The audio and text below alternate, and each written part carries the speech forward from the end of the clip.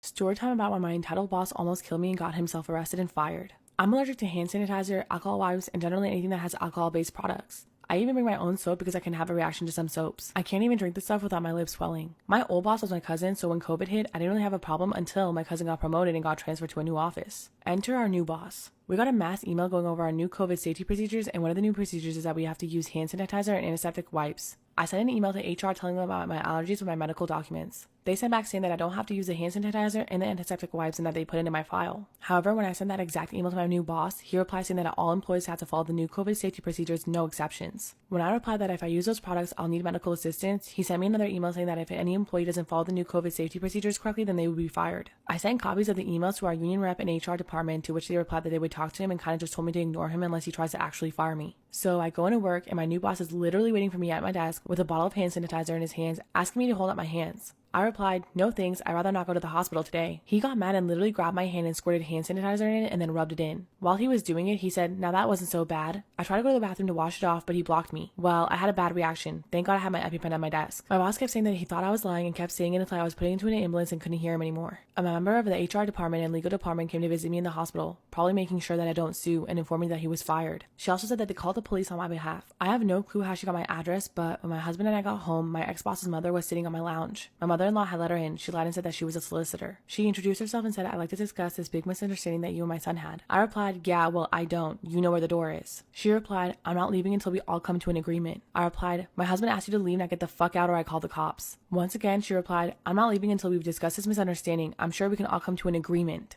My mother-in-law chimed in, if you don't leave, I'll throw you out. Finally, my husband started calling 911 and she replied, fine, I'll go, but I'll be back. The way she kept saying the word agreement, I'm sure she was trying to bribe us, which is stupid. I don't think I could do anything even if I wanted to. Luckily, we got that attempted bribe on camera. However, she never actually said the exact words, so she wasn't charged for it, but my father-in-law, who's kind of wealthy and knows everyone, got in touch with her bosses and she was fired, and now she has to answer to some board or something where she might not be able to practice law anymore. My ex-boss took a deal and he's going to be in jail for 6 months. He'd probably be out in 3, but it's better than nothing, right? I have a restraining order out on him and his mother.